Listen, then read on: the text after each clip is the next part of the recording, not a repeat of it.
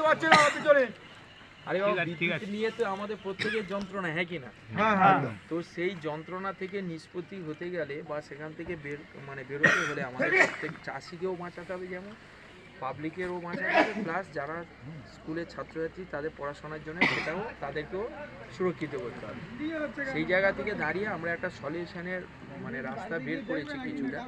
তো আর একটা দিন আমরা ওনারা আমাদের এসএম সাহেব আছে, ওসি সাহেব আছে, আমরা ওখানে কথা বললাম যে পাবলিকের যে আর্তনাদ বা চিৎকার বা তাদের যে যন্ত্রণা, অলরেডি আমরা সেটাকে নিয়ে শুক্রবার একটা ডেট করেছি। আমরা একটা সমস্ত হাউস পাম্প যারা চালায় সামারসেবলা তাদেরকে নিয়ে একটা মিটিংয়ের আয়োজন করেছি।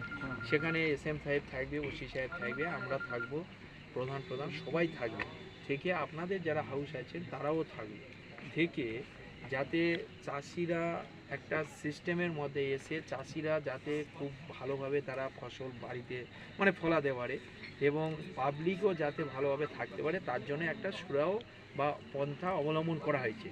সেই জায়গাটা ওই দিন একটা আমরা মিটিং করে একদম পুরো সিস্টেম রূপরেখা তৈরি করে করবো। আর উচ্চ মাধ্যমিকটা শেষ হয়ে গেলে আমাদের শনিবার বাজার থেকে এই যে তারটা 11,000 33,000 11,000 যে তারটা, এটাকে চেঞ্জ করে এখন চেঞ্জ তো করা যাবে না যেহেতু পরীক্ষা চলছে।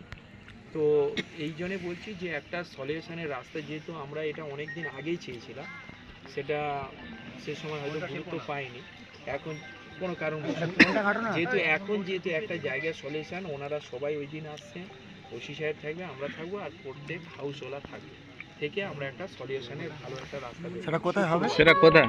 পঞ্চায়েতে হলে ভালো হবে না? হ্যাঁ, পঞ্চায়েতে হলে ভালো। পঞ্চায়েত অফিসে সিএম সাহেব কিছু বলবে? প্রতি বছরই কি এই আন্দোলনটা করতে হবে? আগের বছর যে প্রবলেম, এই বছর প্রতি বছর তো আর বছর